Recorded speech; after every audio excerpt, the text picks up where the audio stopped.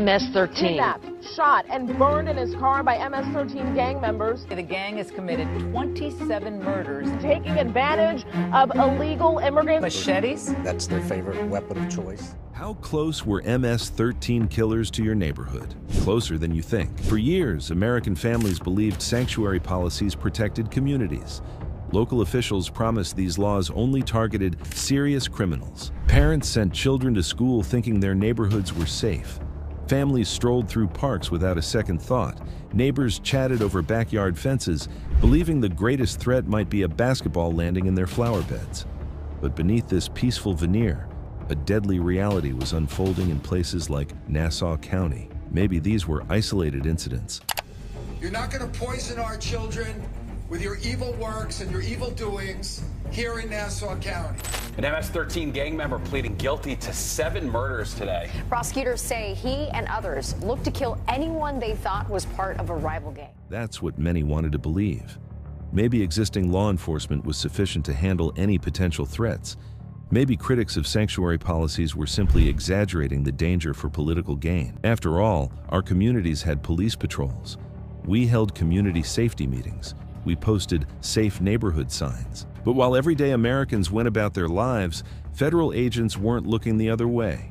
They were building a case that would expose something far more sinister than random violence. ICE and FBI officials were piecing together evidence that painted a disturbing picture, one that challenged everything communities had been told about their safety. This wasn't about 3 criminals. This wasn't about isolated incidents.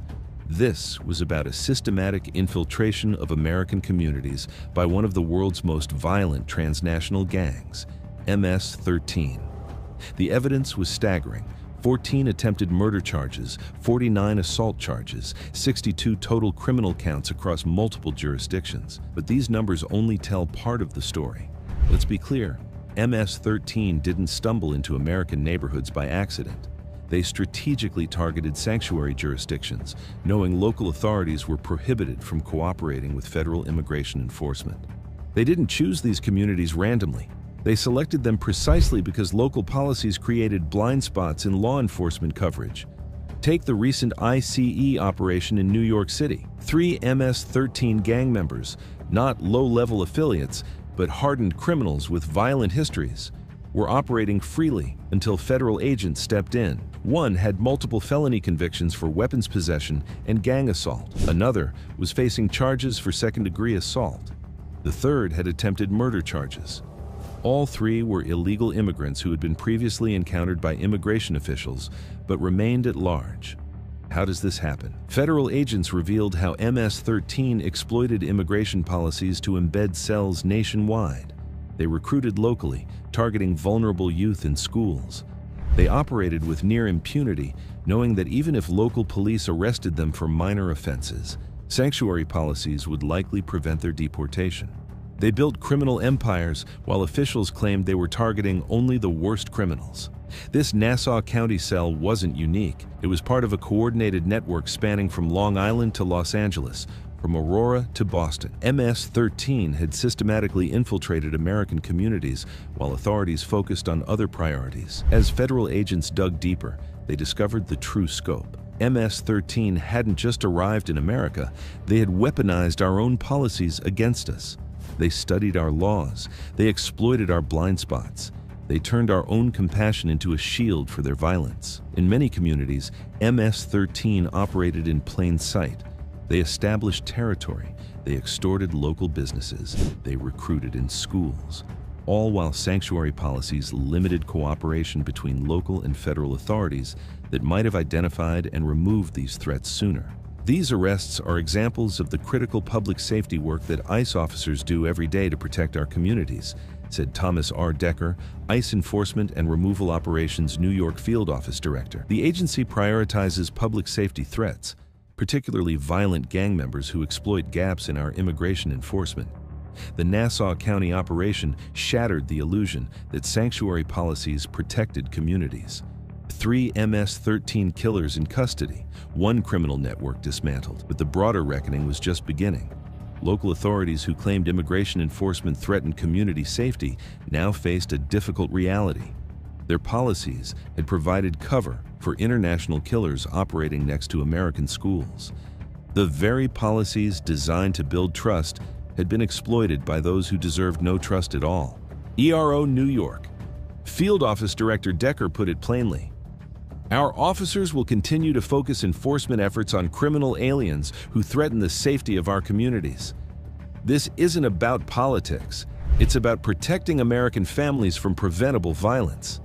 But from this disruption, new strategies emerged. Federal agencies, no longer constrained by local obstruction in many jurisdictions, began systematic targeting of transnational gangs. ICE's enforcement and removal operations targeted known gang members. FBI task forces mapped criminal networks. Joint operations brought coordinated pressure on MS-13 nationwide.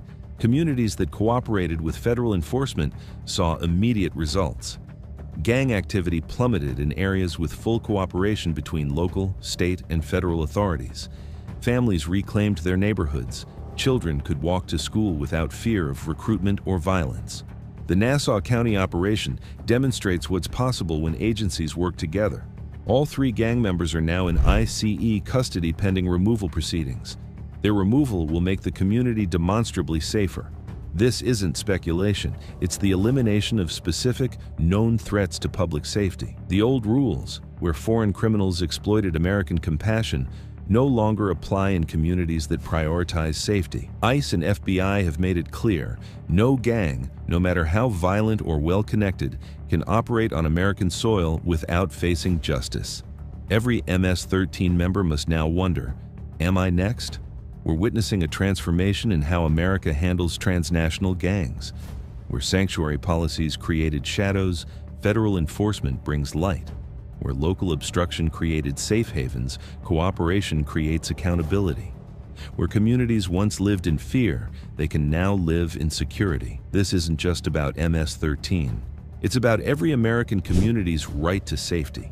It's about whether we allow foreign criminal organizations to exploit our laws or whether we stand firm in defense of our neighborhoods. The DEA, ICE, and law enforcement can't do it alone. They need public awareness and support. If you stand with the heroes protecting America, make sure to like this video, share it with others, drop a comment with your thoughts, subscribe to the channel, and stay tuned for more coverage of this fight for our nation's safety. Because the safety of American communities isn't partisan, it isn't political, it's essential. And every American deserves to know, when MS-13 targets our neighborhoods, our law enforcement stands ready to respond.